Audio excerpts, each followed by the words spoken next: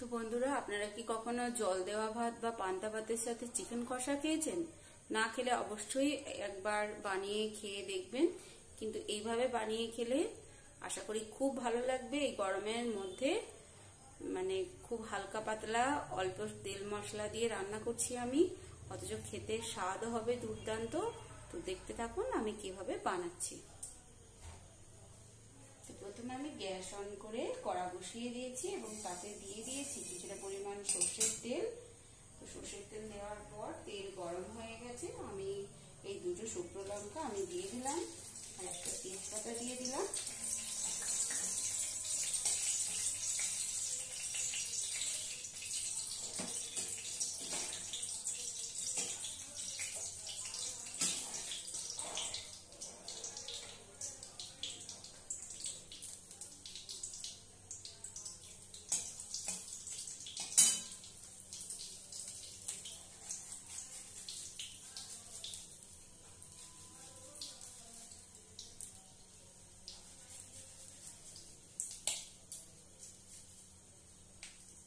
তো তেল গরম হয়েও গেছে আর ফোড়নও ভাজা হয়ে গেছে। তো আমি এরপরে ফোড়নটা ভাজা হয়ে যাওয়ার পর দিয়ে দিলাম একটা বড় সাইজের পেঁয়াজের কুচি দিয়ে দিচ্ছি।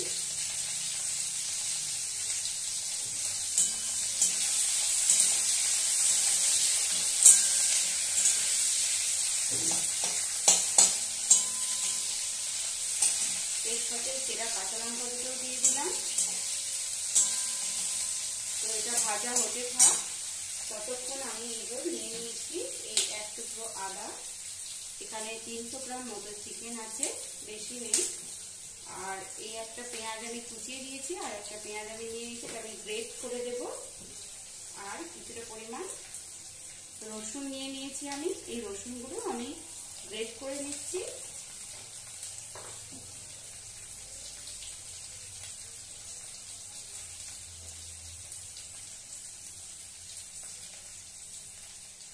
সবই মাংসের সাথে মিশিয়ে নিচ্ছি আমি।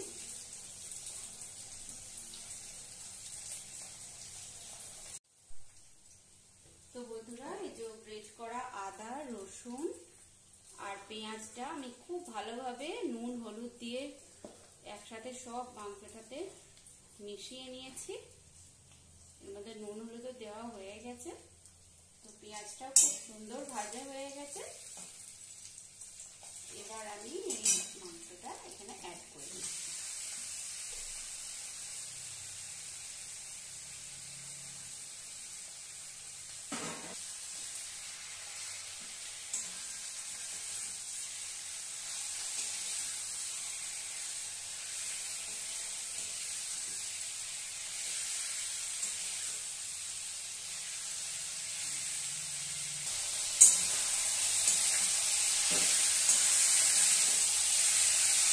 গ্যাসের ফ্লেমটা লো টু মিডিয়ামে রেখে ভালো করে কষিয়ে নিচ্ছি।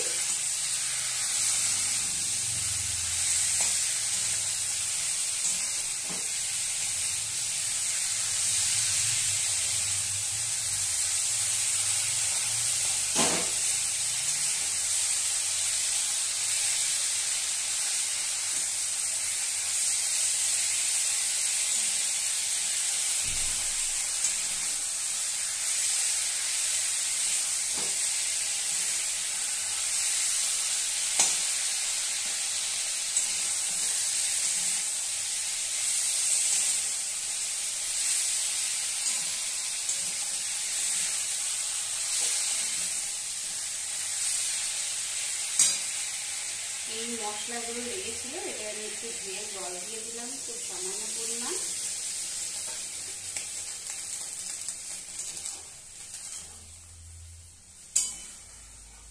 আর আমি কোনো জল ইউজ করব না, এই জলেতেই পুরো রান্নাটা হয়ে যাবে। তো বন্ধুরা, এবার দিয়ে দিচ্ছি চাপা ঢাকা।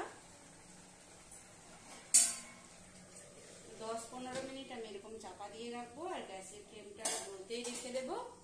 তো ফিরে আসছি 10-15 মিনিট পর, তো দেখতে থাকুন। তো বন্ধুরা, 15 মিনিট পর ফিরে এলাম। তো ঢাকাটা আমি খুলে নিচ্ছি। তো আমার চিকেনটা হয়েই গেছে।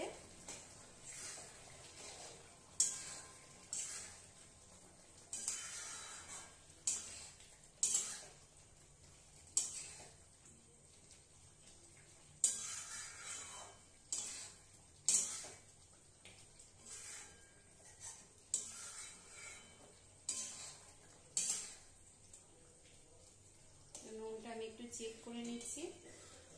তো মাঝখানে একবার খুলে একটা আলু দিয়ে দিয়েছি। তো বন্ধুরা দিয়ে দিচ্ছি সামান্য পরিমাণ গোলমরিচের গুঁড়ো।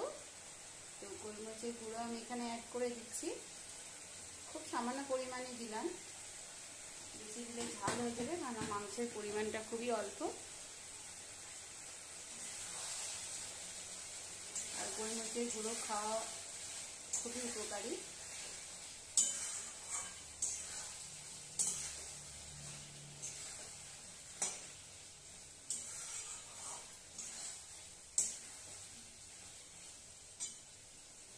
আর সর্বশেষ উপকরণ হচ্ছে একটা এই কাঁচা লঙ্কা।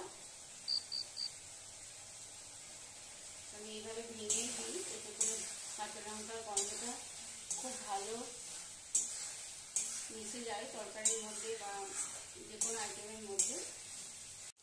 তো বন্ধুরা দেখতেই পেলেন কি মশলা দিয়েছি আমি, সবই আপনাদের সাথে শেয়ার করেছি। তো দেখে মনেই হচ্ছে না যে আমি এত কম মশলা দিয়ে এটা বানিয়েছি, আর কালারও খুব সুন্দর চলে এসছে একটা। তো আপনারাও এইভাবে খান বানিয়ে। এটা এত গরম ভাতে, এমনকি পান্তা ভাতেও অসাধারণ লাগবে খেতে। তো আমরা আজকে জল দেওয়া ভাতের সাথেই খাবো, এই জন্যেই বানিয়েছি এরকম কষা কষা।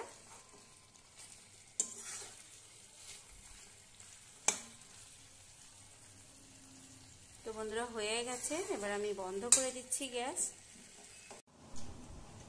বন্ধুরা এই যে পান্তা ভাতের সাথে আমি সার্ভ করে নিয়েছি। এরকম পেঁয়াজ ভাজা, লঙ্কা ভাজা দিয়ে এরকম আলুর ভর্তা বানিয়ে নিয়েছি, আর কাঁচা পেঁয়াজ, লঙ্কা, আর এরকম চিকেন কষা। তো আপনারা কি কোনোদিন চিকেন কষা দিয়ে পান্তা ভাত খেয়েছেন? যদি না খেয়ে থাকেন অবশ্যই একবার খেয়ে দেখার অনুরোধ করছি। আশা করি খুব ভালো লাগবে। আমার সমস্ত বন্ধুদের জানাই অনেক ধন্যবাদ। নতুন পুরনো সব বন্ধুদের, নতুন বন্ধুদের চ্যানেলটি সাবস্ক্রাইব করে পাশে থাকার অনুরোধ করছি, এবং পুরনো বন্ধুদের সম্পূর্ণ ভিডিওটি দেখে লাইক, শেয়ার এবং কমেন্ট করার জন্য বলছি। আপনাদের ভালো ভালো কমেন্ট করে আমি নিজের মনে অনুপ্রেরণা পাই, এগিয়ে যেতে পারি। তো সবাই খুব ভালো থাকবেন, সুস্থ থাকবেন। ধন্যবাদ।